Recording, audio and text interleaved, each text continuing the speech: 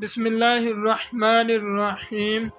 حضرت عبداللہ بن عباس رضی اللہ تعالیٰ عنہ سے روایت ہے کہ انہوں نے کہا، حجۃ الوداع میں نبی صلی اللہ علیہ وآلہ وسلم بالوں میں کنگھی کر کے، تیل لگا کے، تہبند باندھ کے اور چادر اوڑھ کے اپنے اصحاب کے ساتھ مدینہ سے نکلے۔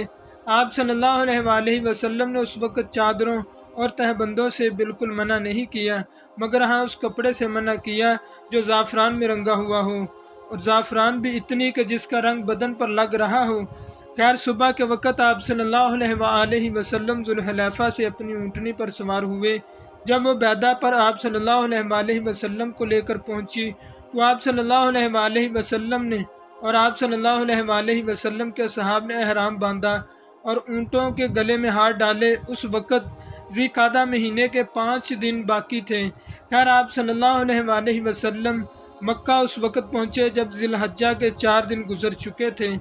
اتوار کے دن صبح کو آپ صلی اللہ علیہ وآلہ وسلم نے بیت اللہ کا طواف کیا اور صفا مروہ کے مابین دوڑے، اور چونکہ آپ صلی اللہ علیہ وآلہ وسلم قربانی کے اونٹ ساتھ لائے تھے، ان کے گلے میں ہاتھ ڈالے تھے، اس لیے احرام نہ کھول سکے۔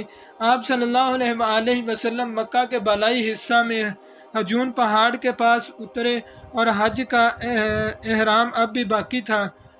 طواف کرنے کے بعد پھر آپ صلی اللہ علیہ وآلہ وسلم کعبہ کے پاس بھی نہیں گئے، یہاں تک کہ عرفات سے لوٹے، اور آپ صلی اللہ علیہ وآلہ وسلم نے اپنے اصحاب کو یہ حکم دیا کہ بیت اللہ اور صفا مروہ کا طواف کر کے بال ترشوا کر احرام کھول دیں۔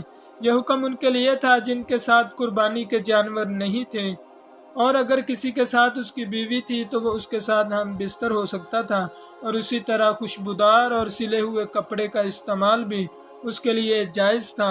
بخاری شریف کی حدیث مبارکہ ہے۔